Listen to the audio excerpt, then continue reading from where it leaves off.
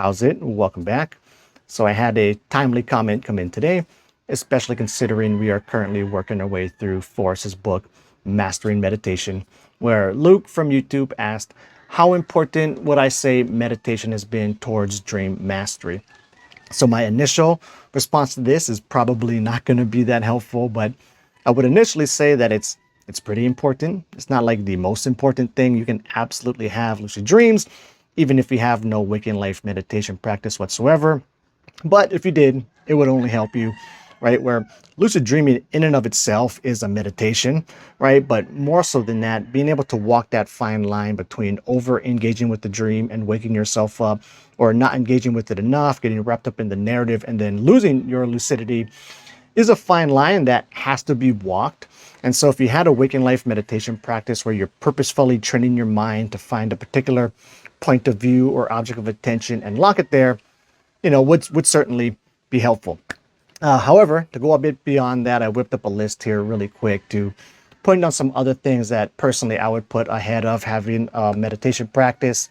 And so number one would be getting into the habit of immediately recalling your dreams the moment you wake. And then related to that, but definitely I would say something different, is dream journaling, where the only way to dream journal, at least to dream journal well and write down a lot of your dreams, is to have good dream recall and have this habit of immediately recalling your dreams the moment you wake up, well established. Next up is I would prioritize getting lots of sleep. So like I would say at least 7, hopefully like 8 plus, maybe if you can pull that off, because the longer we sleep, the more sleep cycles we go through. You spend exponentially more time in REM with each passing sleep cycle. So that's hugely important.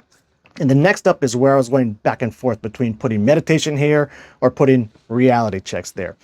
So when it comes to reality checks, I think if you're still brand new to the practice and you don't have this well-established habit of doing reality checks anytime you start to wonder if you're dreaming or not, then I would prioritize doing reality checks. But at least for me, once I built that habit in deep enough, which was probably, I would say, a couple of years worth maybe, where now I don't really got to focus on doing waking life reality checks, where I used to like set an alarm on my phone to go off randomly to remind me to do them. But like nowadays, if I'm wondering if I'm dreaming, I'm just going to automatically do a reality check. So I don't really got to focus on it. And then we have meditation, right? And so to expand a bit more on the whole meditation thing, is what style of meditation would I go for this? I don't think it matters too much, but I guess I would go with open awareness. And then another little thing I could throw in there is I would actually recommend meditating while you're awake, lying down or in a reclined position. And this might just be me making excuses for myself, because that's how I like to meditate. If I have to sit up straight with no backrest for a long time, or not even that long, but my back starts to hurt. But I think another reason why that's good is you want to get used to having your conscious awareness be there and kicking when you're in a position that you're going to be sleeping in when you're asleep and in REM, right? So just another little excuse to meditate while you're lying down, like I like to do. And then kind of related directly to this whole regular meditation stuff and meditating while lying down is hypnagogic meditation. One of my babies, man. I talk about this shit all the time.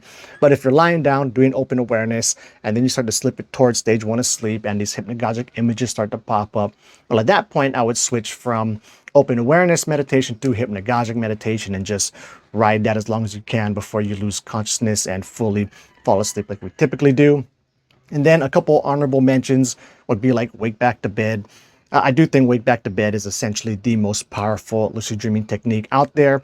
But then again, it's unreasonable to be doing that every single night. But if there's a night where you really want to try to have a lucid dream, throw wake back to bed in there. And then the last honorable mention will be the mild technique, where I think you can actually combine hypnagogic meditation with the mild technique, where, as you're doing that, you are kind of setting that intention to try and have lucid dreams later on in the night when you hit REM. But if you really wanted to do the classic mild approach, is as you're going to sleep, you could be repeating some phrase in your head like, next time I'm dreaming, I will be lucid, or something along those lines. Anyway, with that said, that wraps it up. Thanks for the question. And until the next video, keep your lucid dreaming practice and your meditation practice legit.